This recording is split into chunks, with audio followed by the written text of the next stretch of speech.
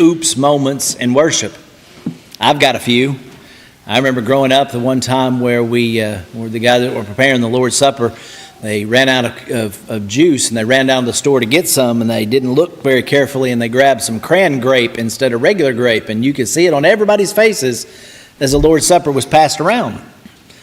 I can tell you the story about the two truckers whose CB radio started to interfere with our wireless microphone, and in the middle of the sermon, well, we got a couple truckers talking a little blue right in the middle of the sermon.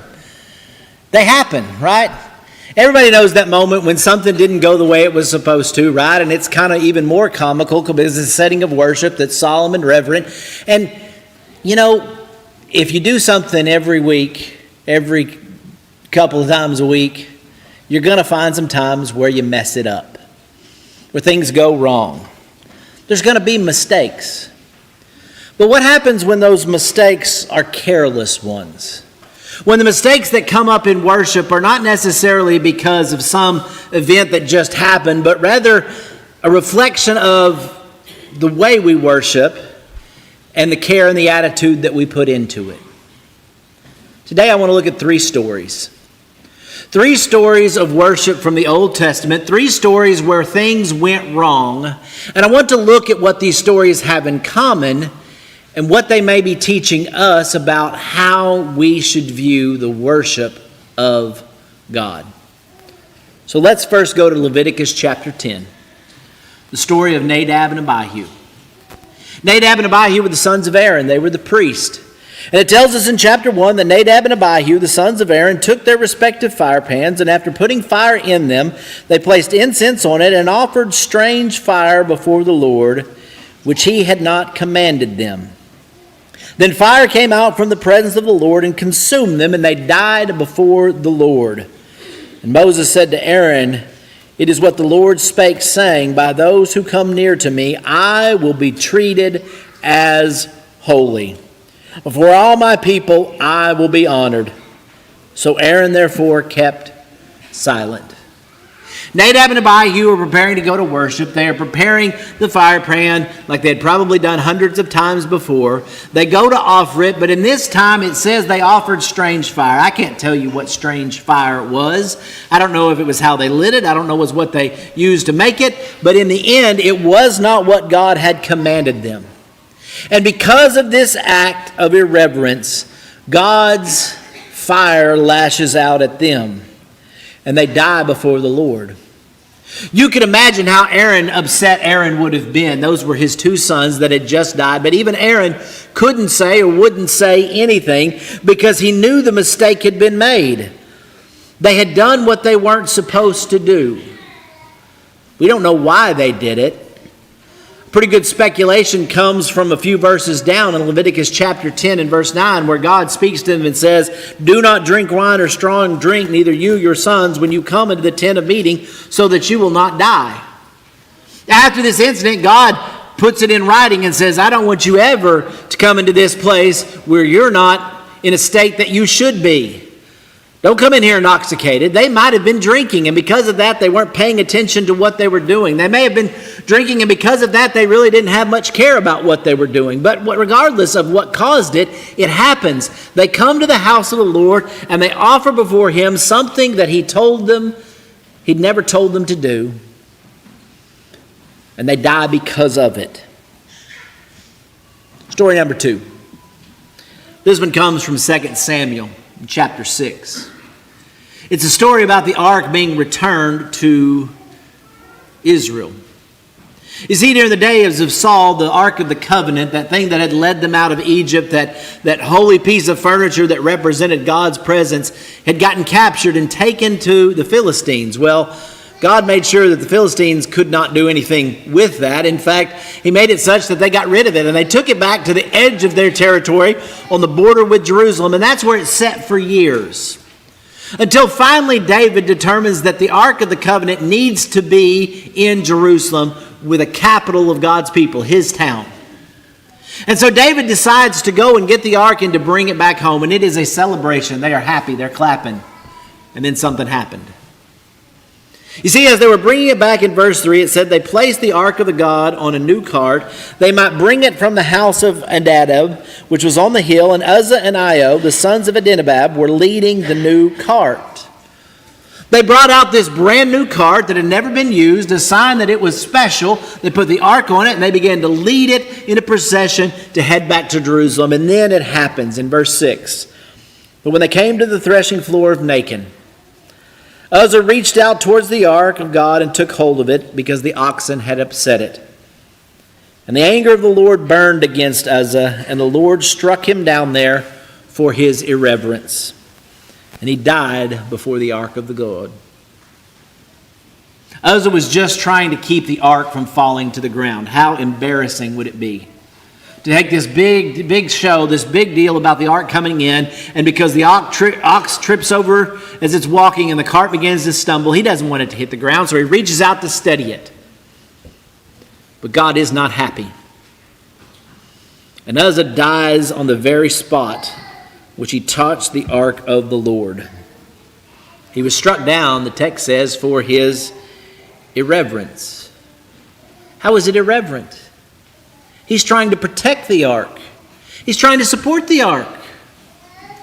Well, if we look at the other account of this in 1 Chronicles chapter 15, David, after this happened, is upset, but he's also scared. What's happened? Why is that it's gone wrong? Until finally he figures it out when he says to them in verse 12, "You are the heads of the father's household, the Levites. Consecrate yourselves, both you and your relatives, that you may bring the ark of the God to Israel in the place that I have prepared it. Because you did not carry it at the first, and our Lord made an outburst against us, because we did not seek to him according to the ordinance."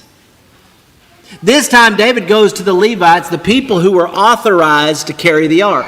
And he says, I need you to get together and carry the ark the way it was supposed to be carried. Because we didn't bother to find that out the first time. We just assumed that if we put it on a new cart and carried it in, that God would be pleased with that. But God had given specific commands about who could carry the ark and how it was to be carried. It was specifically to be carried in such a way that you would never touch it. There were special poles that were put into rings on the side of the ark that would be lifted up, that no person would ever have to touch it in order to transport it. And the people that transported it were to be the Levites who had purified themselves before they'd done it. David and Uzzah and Io never did that, and Uzzah paid the ultimate cost for it. Story number 3. It involves a king of a similar name, of Uzzah. Not of Uzzah, but of Uzziah. And if I say those backwards, you're just going to have to correct yourself because I can't get them right. But King Uzziah, in 2 Chronicles chapter 26, in verses 4 through 5, tells us that he was a king that did right in the sight of God, and that God was pleased with him. As long as it says he sought the Lord your God, God prospered him. He was a king that was about as good as you can get. When we read about the acts of this king, we see a king that cared about his people, a king that made his land better, a king, somebody you would want in a position of power. And as long as he sought the Lord, he did okay. But in verse 16, it tells us, but when he became strong, his heart was so proud that he acted corruptly, and he was unfaithful to the Lord your God. How many times has that happened to us, right? Things are going a little bit too well, and we get a little bit too proud. And then it causes us to fall. It tells us the king acted unfaithfully to the Lord. What did he do? Did he set up a worship for Baal? No. Did he introduce some false god? No. It tells us he entered the temple to the Lord to burn incense on the altar of incense. Well, that's what it's for, right? It's the altar of incense. Aren't you supposed to burn incense on the altar of incense? What did he do wrong? What he did wrong was he didn't consider what God wanted. He wanted to go in and lead the worship, and since he was the king, a respected man, a dedicated follower, why couldn't he? Well, the answer is in verse 18.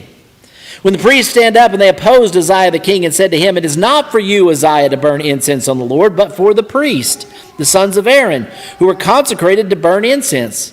Now get out of the sanctuary, for you have been unfaithful, and you will have no honor before the Lord your God." The priests come to him as he begins to walk in there and say, "This isn't your place. This isn't your role. You're the king, you're not a priest. The priest, that's who God has said, are to burn incense on the altar. But Uzziah doesn't much care. He wants to do it. He feels like he has the right to do it. So in verse 19 it says, "But Uzzah went with a censer in his hand of burning incense, for he was enraged with the priest. The leprosy broke out on his forehead before the priest of the house of the Lord beside the altar of incense. Azariah the chief priest called all the priests and looked at him, and behold, he was leprous on his forehead. And they hurried him out of there, and he himself also hastened to get out, because the Lord had smitten him." The king pushes the priest aside and says, "I'm going to do what I'm going to do. Who are you to tell me I can't worship the way I want to worship?" But as soon as he steps in to offer that incense, he looks down and his skin has begun to change. He's been stricken with leprosy. His body is covered in the disease. This isn't just something he got later and it came on him, but no, that moment, it was a miraculous happening. And the priests grab him and they drag him out of there because no one who was leprous was supposed to be in the temple of God. Of course, the king wasn't supposed to be there in the first place. And they get him out of there because they realize the Lord had smitten him. 3 stories. Nadab and Abihu and their strange fire. Uzzah touching the ark of God. Uzziah being struck with leprosy as he tries to burn incense on the altar. What do these 3 stories have in common? Well, one, we see in every one of them there was incorrect worship. Someone did something in worship they were not supposed to do.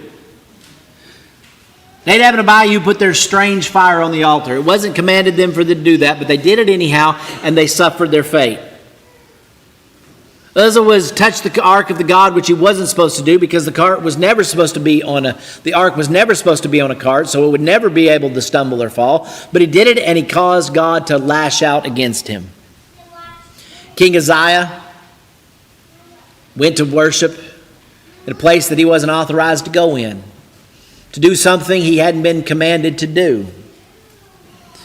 In every instance, we see incorrect worship. We see incorrect worship that comes from an irreverent attitude. They were neglectful. They were lackluster, irreverent, prideful, unfaithful, corrupt. All of these are terminology that's used to describe what goes on in these 3 stories. They went into worship in a way that didn't show God as holy. They didn't give God the due that was to him by finding out what he was supposed to do. In their approach, they went in with a way that showed an irreverence towards God. That God is the true God of heaven and earth, and what he says should go.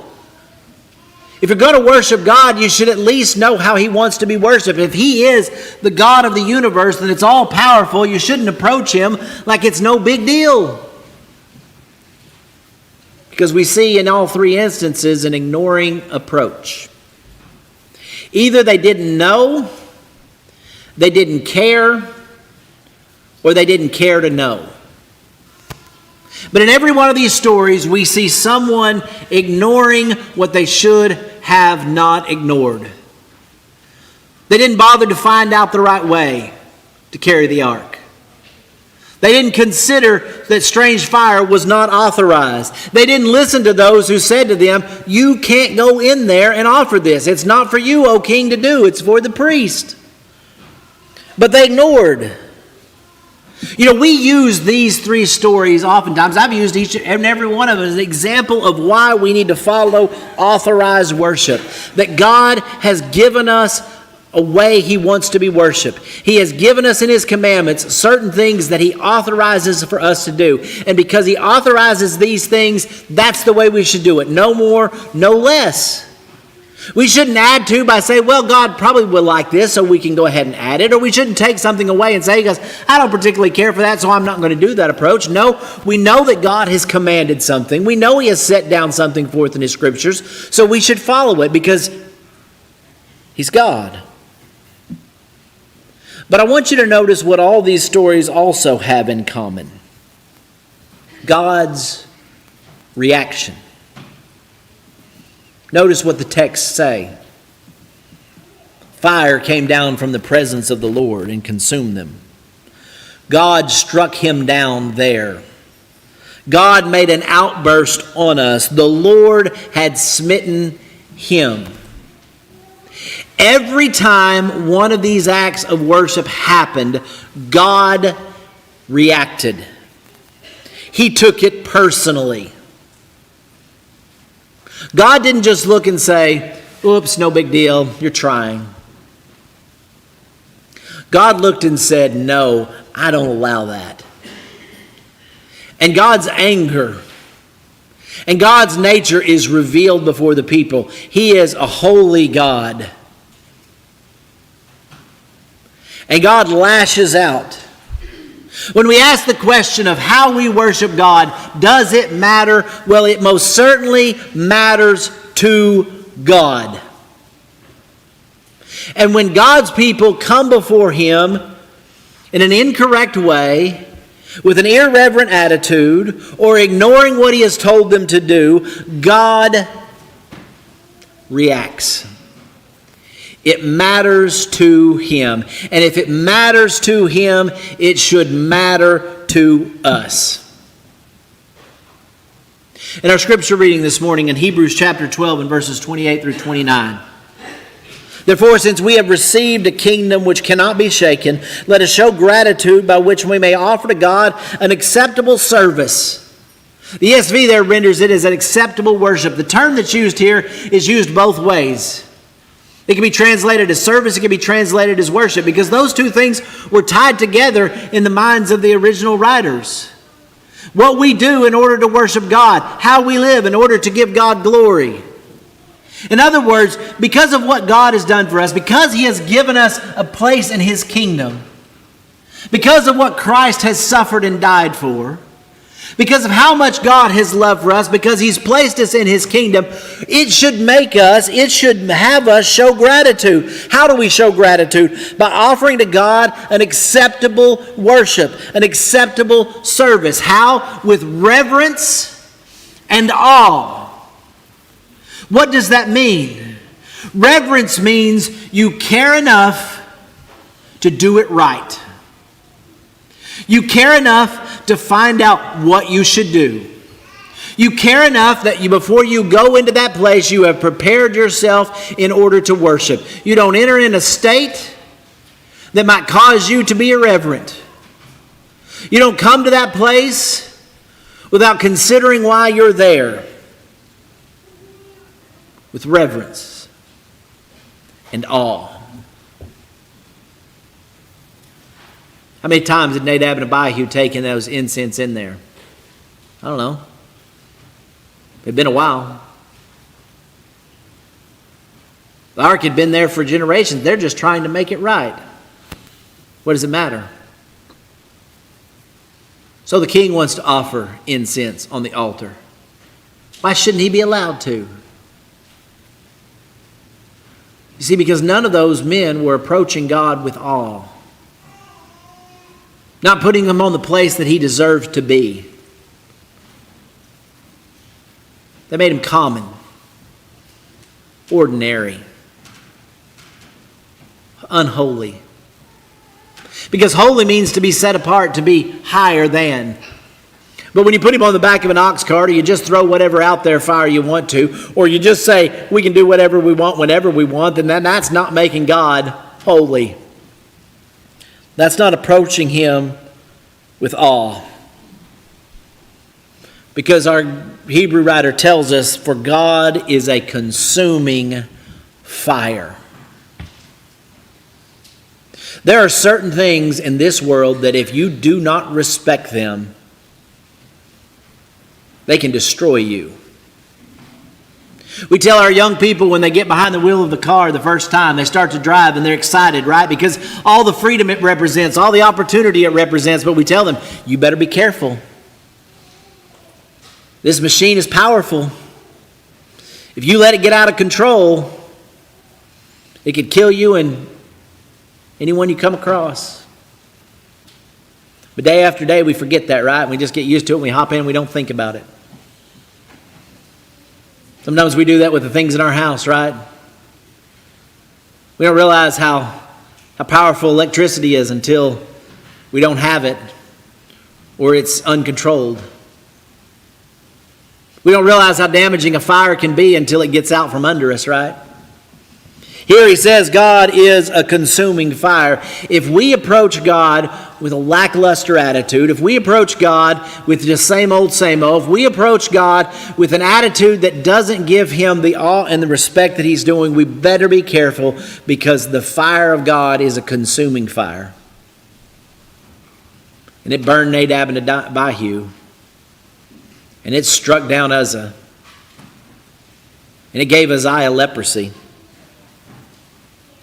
Solomon says in Ecclesiastes chapter 5, verse 1, guard your steps as you go to the house of God, and draw near to listen, rather than to offer the sacrifice of fools, for they do not know they are doing evil. Guard your steps as you go to the house of God.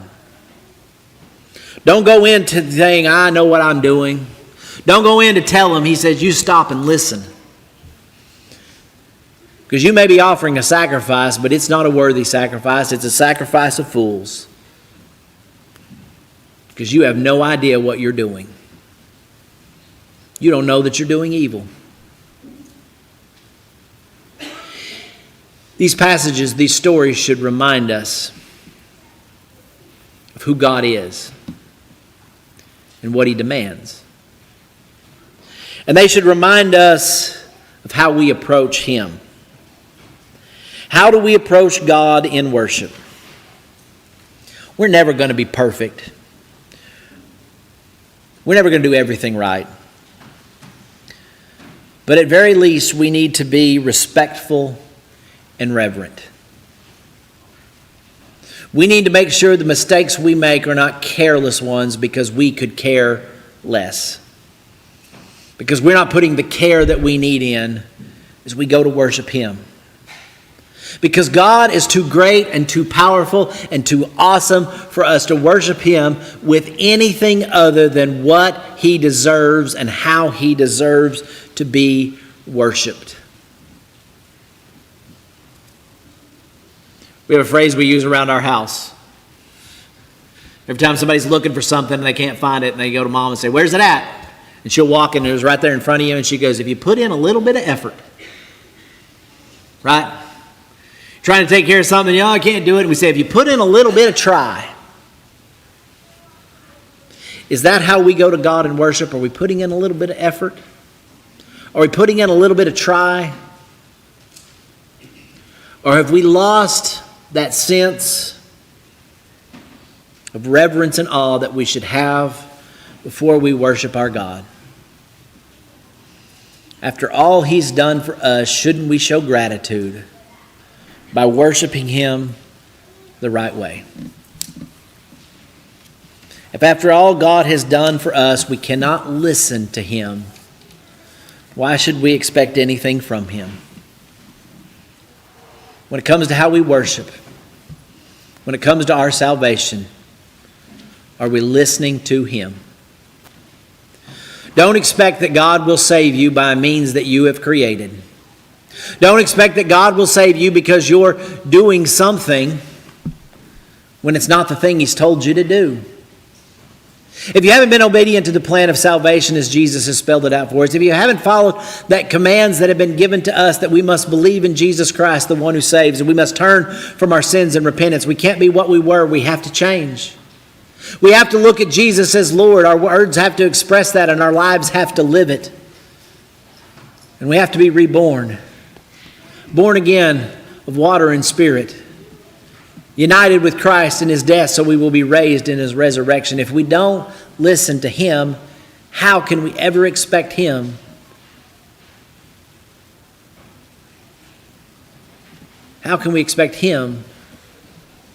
to be our God? Today I ask you, are you listening to Him and how you live? Are you listening to Him and how you worship? Are you listening to Him and your expectations for eternity?